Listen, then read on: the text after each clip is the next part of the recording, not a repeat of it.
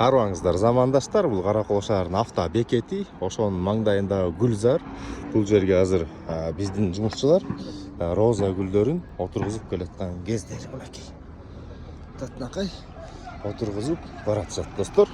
Себеби дегенде мынакей роза гүлдөрү толук отургузулуп атат. Себеби бияка мына шаарга келгендер түшүп эле бияк шаардын жүзү болот.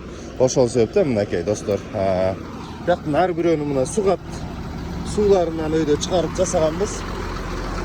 Ар бир мына 4 метрге жетпей мынакей өзүнүн сугат турбалары бар. Ошол себептен сугат менен бул жерде эч кандай бир кажеттер, жагдайлар чыкпайт. Мынакей эжекелерибиз, байкелерибиз гүлдөрдү отургузуп татынакай иштеп аткан кези достор. Мынакей толук розалар болот.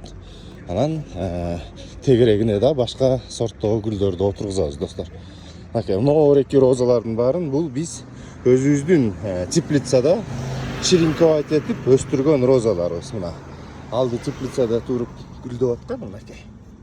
Эми ушул вокзалдын маңдайын кооздоп турат достор.